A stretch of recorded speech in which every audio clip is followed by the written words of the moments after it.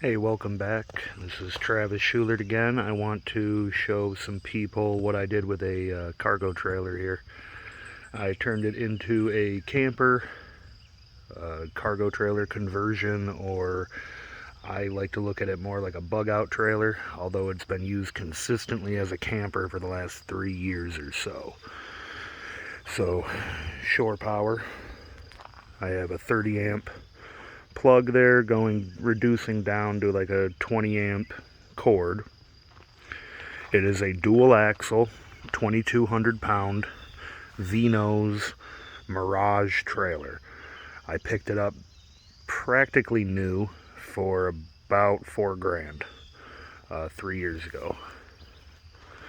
Picked it up at the beginning of 2018. It has a ramp door which acts as a wonderful deck for when you're out in the wild. So I want to go over some things that I'm changing, because nothing is worth doing perfectly right the first time if you don't know how you're going to want it. This is the kind of thing that's going to be perfectly custom tailored to you and your needs, your goals, your aspirations. So I'll show you how I did mine, and then go over some of the changes I'm going to make. I have an RV handle that's going to go probably right down here. I just need to get that installed.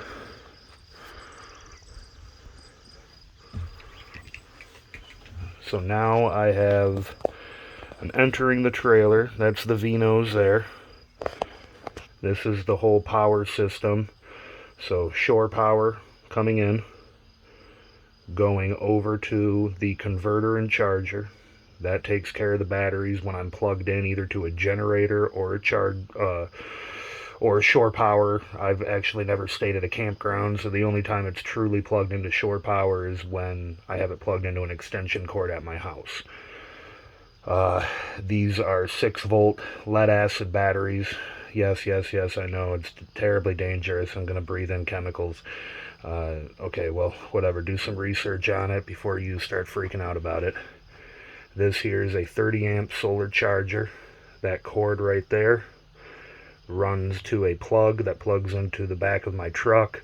I have another plug that goes from the alternator to the back of my truck. Those two plug in, and when I'm driving down the road, that charges the battery bank. A 3000 watt inverter. So all of the plugs in the trailer, and this might be a little unorthodox, but it's simple, easy, and it works for me. This cord here, the orange one, that is all of the plugs in the trailer. So I unplug that from shore power and I plug it into an inverter when I'm out on the road. Then I just pop the inverter on and I've got power to the whole trailer, including the refrigerator. Thetford porta potty, that thing is awesome. It means I don't need a black water tank. I put a jug on a shelf and then I have a little sink here. This thing just pops out. I can turn that over. It goes over the sink, or I go this way and I can fill up a jug. I honestly don't use it a whole lot. When we're camping, I put it out on the fender of the trailer and you wash your hands out there. Rarely do we actually need it in here. We try to just use paper plates, plastic silverware, so we don't have the dishes. And then I just opted for these little things. These down here for clothes. This one here for medicine, toothbrush, toothpaste, that sort of thing. At this point, I'll go over changes I'm going to make at the end. So I put in multiple little 12-volt sockets around. Installed a couple windows and shades last year. Cup holders. Swivel TV. It's really nice with the ramp dropping down and being able to lay here, look at mountains, desert, ocean. It's really phenomenal. And lots of storage underneath the beds, generator, water, fishing gear, wagon, collapsible wagon. I've got chairs, zero gravity chairs under there. And then also a portable shower, pop-up shower, as well as an outdoor toilet that you would like dig a hole and then set the toilet over that. It's a collapsible toilet. This can be easily taken outside and put inside that portable shower if you wanted more privacy. This curtain pulls across so you can get privacy that way. That way one person over here, and really, I mean, you're not going to be doing that with your buddies unless you're really comfortable with them. That's why you have the pop-up shower, and then, you know, this just goes into the pop-up shower outside. It's really simple. And this is a regular mini fridge. My thinking is that if I get a 12-volt RV fridge, not only does it cost way more than this does, this is like a $200 fridge new.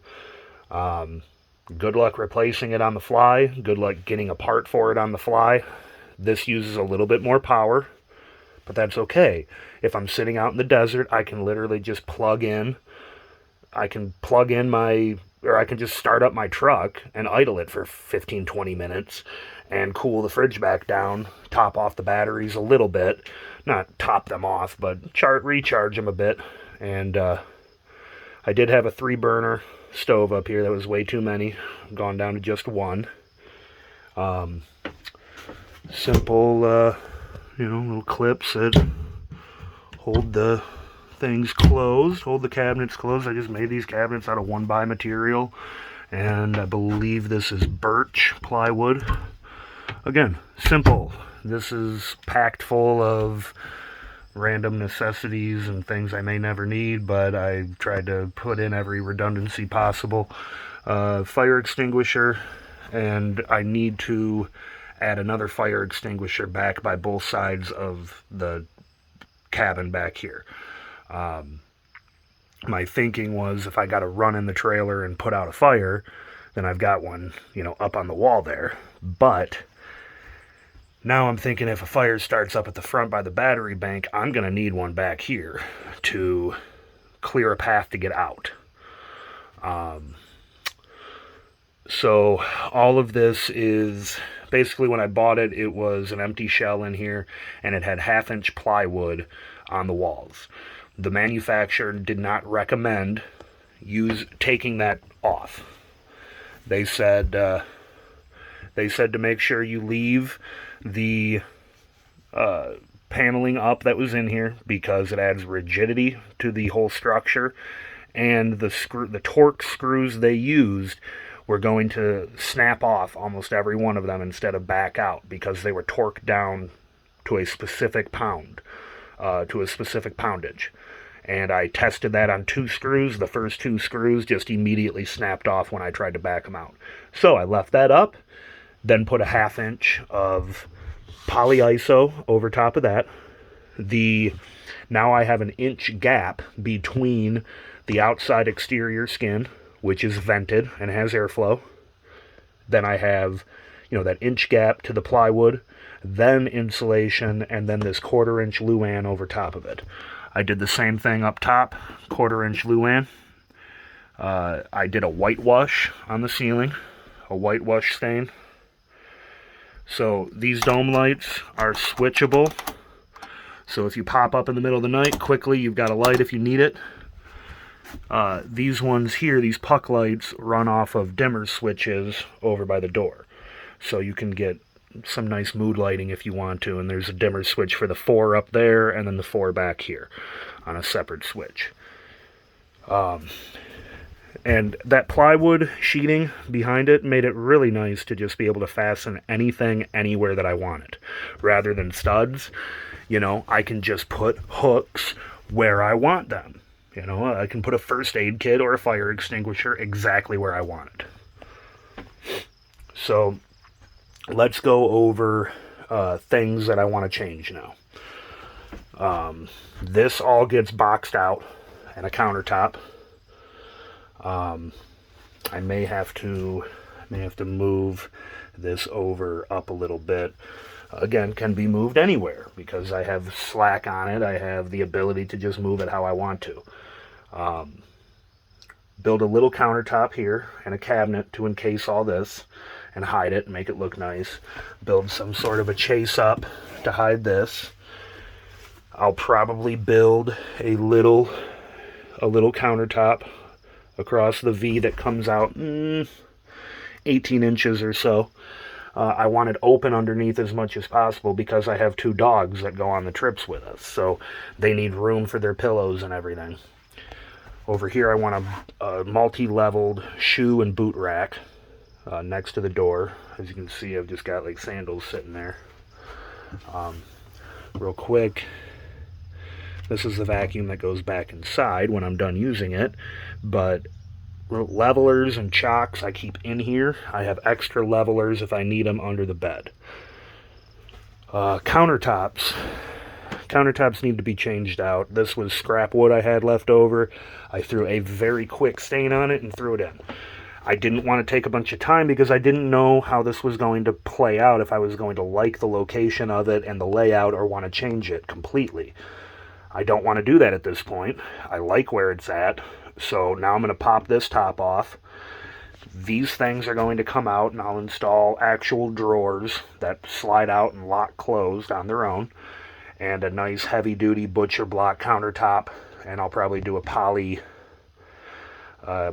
a urethane finish on top to make it a nice hard shell and water resistant. And you can see how it's stained and stuff. I didn't seal it, I just stained it with a oil stain, and it can still, the wood itself can still stain at that point. I am not changing anything with the water in the toilet. I really like not having tanks that have to be dumped.